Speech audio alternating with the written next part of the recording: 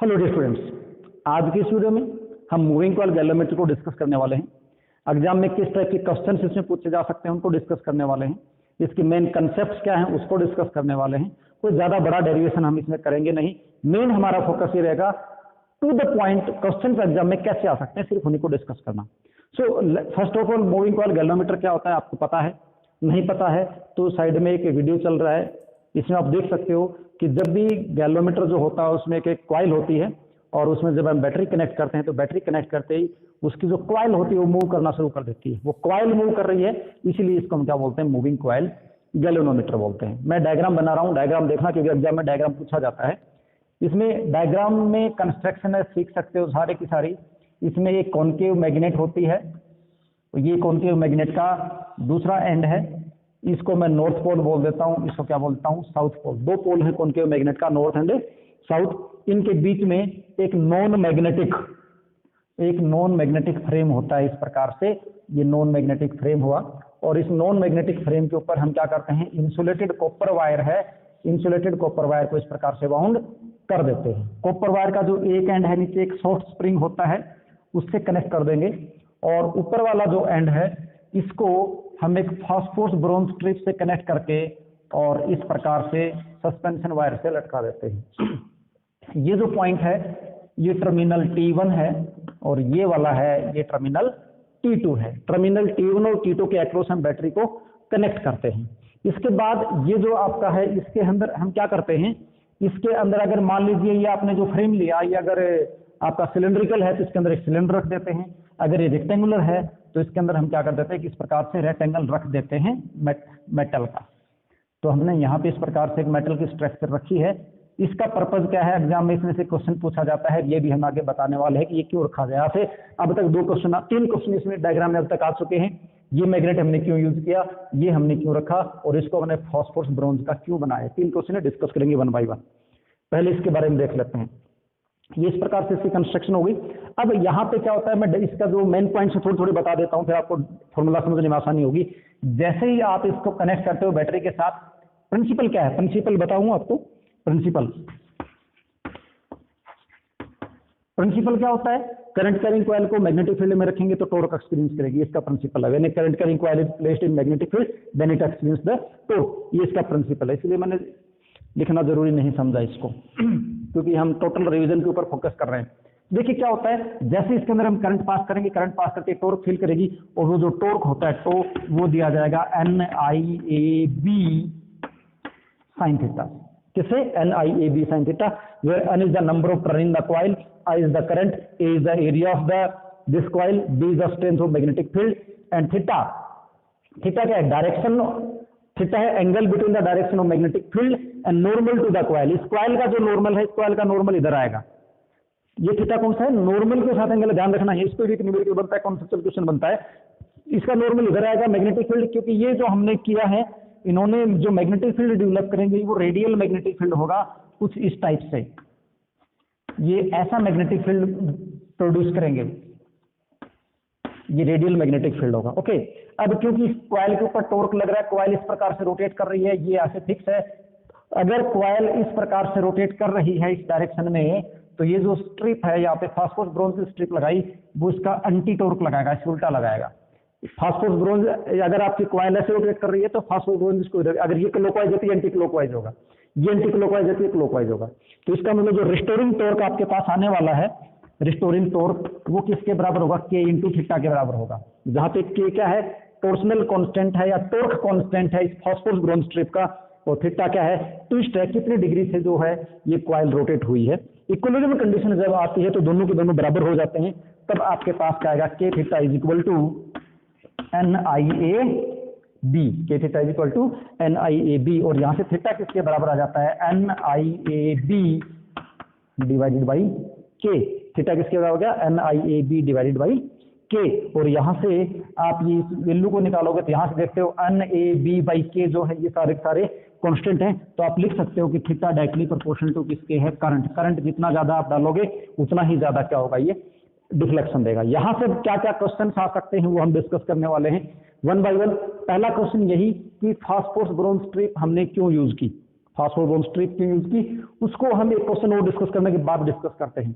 सबसे पहले हम यहाँ से देखें कि आपसे कहा जाए कि ये जो था कोर के अंदर हमने ये आयरन का सिलेंडर क्यों रखा, तो उसका रीजन है to make it dead beat. क्या करने के लिए, इसको डेड बीट बनाने के लिए इसके अंदर हम ये सिलेंडर रखते हैं। डेड बीट का मतलब ये होता है कि क्या होता है कि अगर मान लीजिए हम इसके अंदर ये नहीं रखते, जैसे बैटरी से करंट दिया तो इसकी जो नीडल है वो इस प्रकार से ऐसे ऑसिलेट करती, मीन पोजीशन के लेफ्ट राइट इस प्रकार से ऑसिलेट करती है, एक फिक्स वैल्यू के ऊपर जाके ये नहीं रुकती। तो वो जो इस प्रकार से जो बीटिंग थी उनको डेड करने के लिए हमने इसके अंदर ये सिलेंडर रखा है। अब आप सोचोगे कि सिलेंडर ने डेड बीट कैसे बनाया, आपको पता है ये मेटल का है और ये कॉइल इस प्रकार से रोटेट करेगी तो इसके अंदर से भी मैग्नेटिक फील्ड है, तो वो क्या करेगा, इसके अंदर एडी करंट जनरेट करेगा और वो करंट क्या करेगा, इसके जो मोशन को है, इसके मोशन को क्या करेगा, वो अपोज करेगा। तो इसलिए इस प्रकार से जो ऑसिलेट करेगी वो उन ऑसिलेशन को क्या कर देता है, ये रोक देता है। इसलिए हम यहाँ पे यूज करते हैं ये सिलेंडर। दूसरा क्वेश्चन ये आएगा कि हमने कौन के उसे मैग्नेट क्यों प्रोड्यूस किए, क्यों लगाए, तो ये हमने लगाए to produce radial magnetic field. इसका आंसर क्या रहेगा, to produce radial magnetic field. अब क्वेश्चन पूछेगा कि रेडियल मैग्नेटिक फील्ड क्या है, तो रेडियल मैग्नेटिक फील्ड वो फील्ड है जो कॉइल के प्लेन के हमेशा क्या होता है, अलोंग होता है, along the plane of the coil है। या आप ये कहो कि कॉइल का जो नॉर्मल है, इस कॉइल का नॉर्मल कौन सा, इस कॉइल का नॉर्मल ये है, मैग्नेटिक फील्ड इस प्रकार से होगा, नॉर्मल होगा out to the page, magnetic field है दिस, तो दोनों के बीच में एंगल कितना है, 90 डिग्री। दो तरह से बोल सकते हो रेडियल मैग्नेटिक फील्ड को। कैसे, पहला आंसर तो ये लिख सकते हो कि the field whose direction is perpendicular to the normal of the coil. क्या लिख सकता हूं मैं, the field whose direction is perpendicular to normal of the coil, normal of coil. या फिर मैं ऐसे लिख सकता हूं the field which is parallel to the plane of the coil. दूसरी तरह से क्या लिख सकते हैं, और क्या लिखेंगे, the field parallel to plane of coil, parallel to plane of coil, दोनों का एक ही मतलब है। और रेडियल मैग्नेटिक फील्ड का एक्चुअल मीनिंग होता है अलोंग द रेडियस। क्या होता है, अलोंग द रेडियस। जो रेडियस के अलोंग फील्ड लग रहा है उसको हम क्या बोलते हैं, रेडियल मैग्नेटिक फील्ड बोलते हैं। ये स्ट्रॉन्ग मैग्नेटिक फील्ड होता है, इसके कारण आपका गैल्वेनोमीटर ज्यादा सेंसिटिव बन जाता है। तो यहां से ये सेंसिटिविटी क्या है और उसके ऊपर ब्रॉन्ज स्ट्रिप वाला आंसर भी है, ये भी आंसर है, ये सारे अब हम देखने वाले हैं। तो सेंसिटिविटी क्या है, सेंसिटिविटी का मतलब ये है कि स्मॉलेस्ट से स्मॉलेस्ट करंट की वैल्यू हम इस गैल्वेनोमीटर से कितनी मेजर कर सकते हैं। सेंसिटिव का मतलब होता है जो थोड़े से ऊपर भी तुम्हें डिफ्लेक्शन दिखा दे। दूसरे शब्दों में आप ऐसे समझ सकते हो, सेंसिटिविटी का मीनिंग है कम करंट के ऊपर ज्यादा डिफ्लेक्शन, कम करंट पे ज्यादा डिफ्लेक्शन। आई कम करेंगे थीटा की वैल्यू ज्यादा होगी। थीटा की वैल्यू को क्या समझते हो, ऐसे ध्यान से देखना, ये जो ब्लू चौक है इसको जीरो पोजीशन मान लेंगे, ये हमारी नीडल है, ये यहाँ रखी हुई थी ऐसे। जैसे हमने करंट दिया, मान लो मैंने 1 एम्पीयर करंट दिया, तो 1 एम्पीयर करंट से मान लीजिए एक तो इतना सा डिफ्लेक्शन देता है, ये बिल्कुल थोड़ा सा एंगल बना, और दूसरा गैल्वेनोमीटर है 1 एम्पीयर पे इतना ज्यादा डिफ्लेक्शन देता है, इसका डिफ्लेक्शन ज्यादा है, दूसरे का डिफ्लेक्शन यहाँ थोड़ा सा कम आ रहा था, तो जो ज्यादा डिफ्लेक्शन दे रहा है, ये जो थीटा ज्यादा बना रहा है, वो ज्यादा सेंसिटिव है। क्यों, क्योंकि इसका डिफ्लेक्शन ज्यादा है, तो इसको रीड करना ज्यादा आसान है, तो हम इसको प्रीफर करेंगे, पहले वाले को प्रीफर नहीं करेंगे। तो सेंसिटिविटी का मीनिंग है कि smallest value of the current that it can measure, और आप ऐसे बोल सकते हो large deflection on the small current. Sensitivity का मतलब आप ऐसे भी समझ सकते हो, कैसा, क्या क्या लिख सकते हो इसको, large deflection on small current. Current small रहेगा, डिफ्लेक्शन लार्ज रहेगा, उसको हम क्या बोल देंगे, इसकी सेंसिटिविटी बोल देंगे। अब इसकी सेंसिटिविटी किस चीज पे डिपेंड करेगी, देखो theta is equal to N I A B divide by K था, तो इसको मैं ऐसे लिख सकता हूं, theta is equal to N A B divided by K, और इंटू मैंने आई को थोड़ा अलग करके लिख दिया।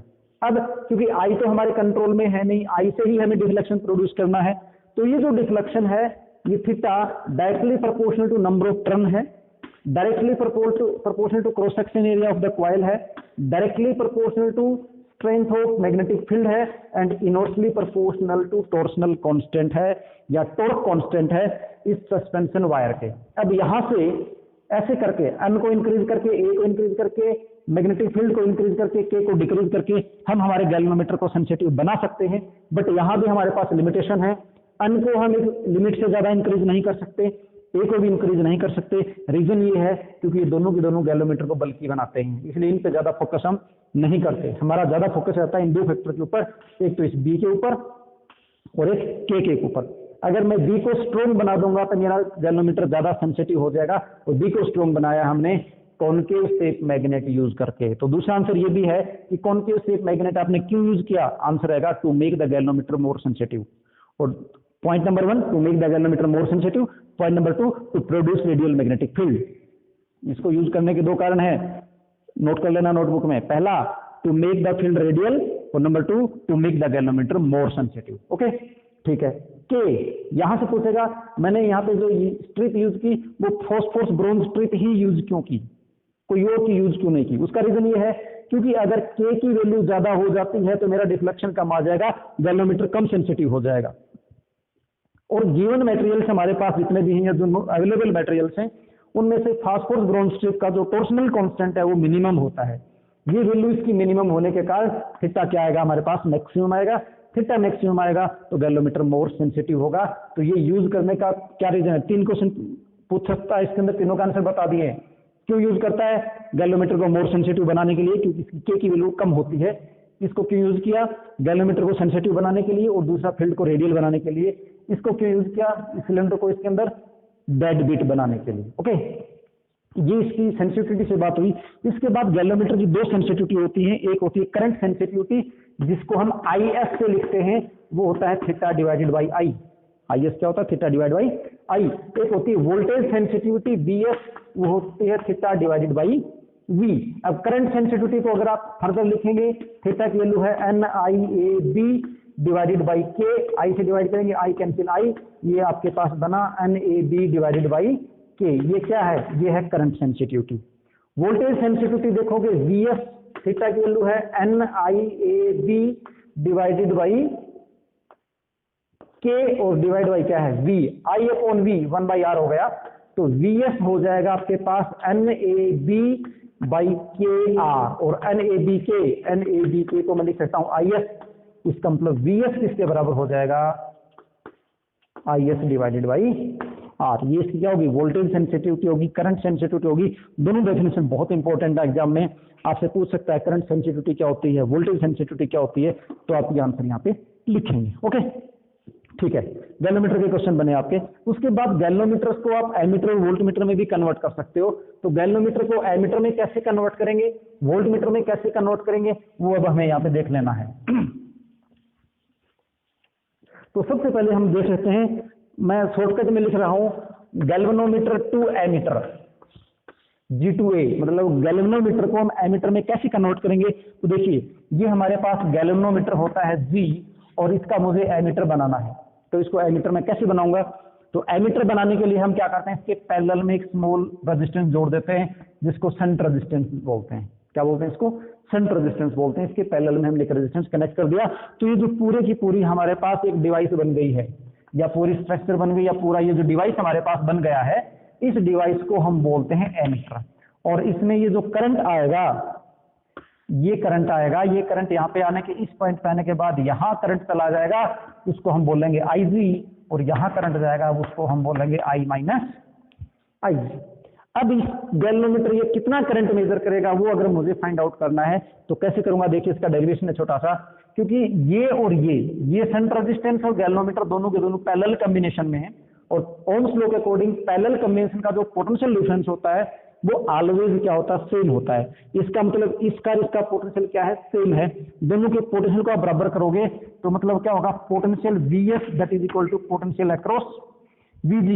VS का पोटेंशियल आपके पास हो जाएगा IS minus IG into S, और VG का हो जाएगा आपके पास IG इंटू G। इसको रीअरेंज करते हैं, तो रीअरेंज करने के बाद हमें IG मिलता है, IG हमें मिलता है IS divided by G plus S।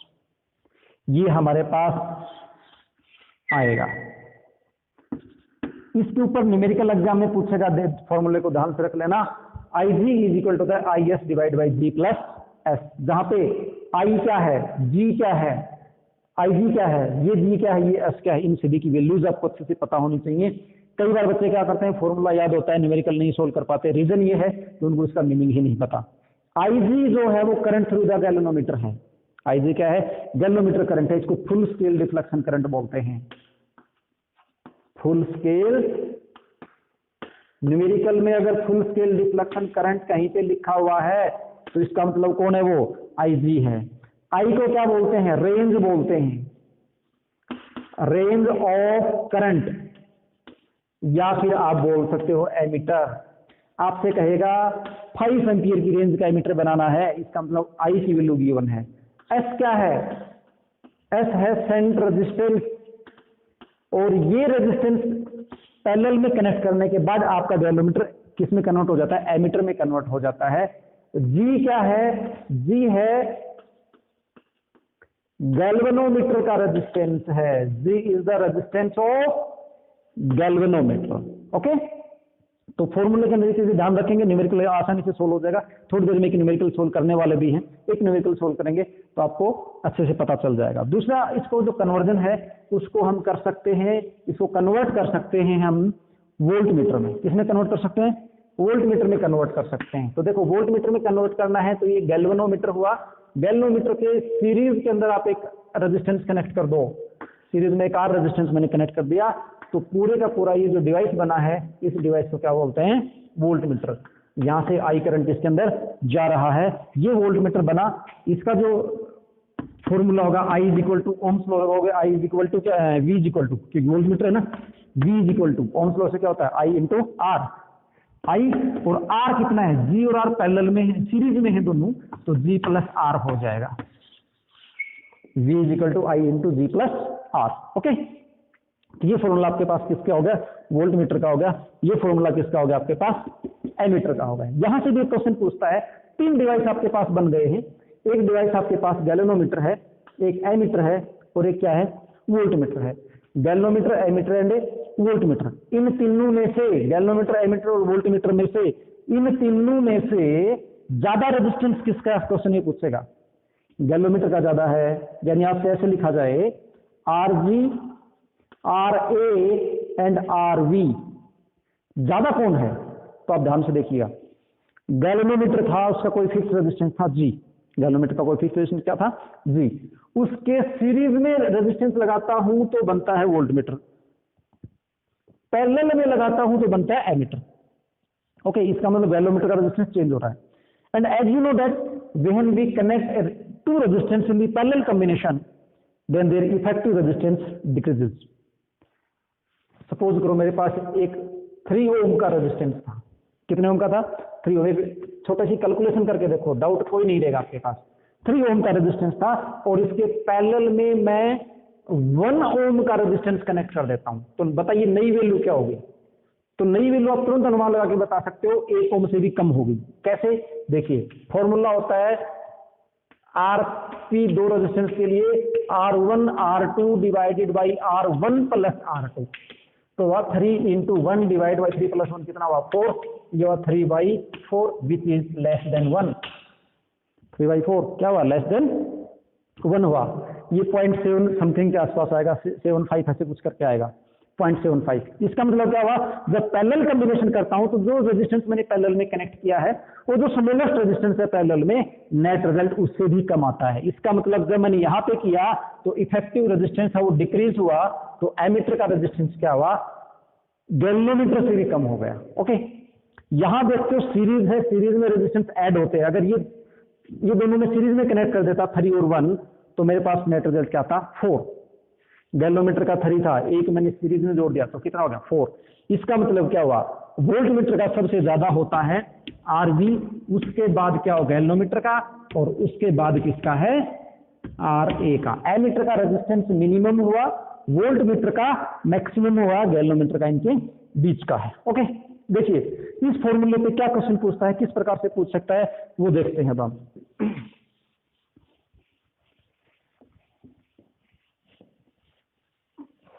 आपसे क्वेश्चन कुछ इस प्रकार से पूछेगा, we have a galvanometer of the resistance G and we convert it into an voltmeter of voltage G by connecting a resistance R in series with it. Okay, तो उसका मतलब क्या हुआ कि ये ऐसा कहना चाहता है कि हमारे पास ये एक गैल्वेनोमीटर था, इसके सीरीज में मैंने इस प्रकार से एक रेजिस्टेंस जोड़ दिया R, तो ये बन गया एक वोल्ट मीटर और जिसकी वोल्टेज कितनी है, V है। तो अगर ये V वोल्टेज है तो इसी इक्वेशन लिख देता हूँ, V इक्वल टू होता है I इंटू G प्लस क्या हुआ R, इक्वेशन नंबर 1 बन गई।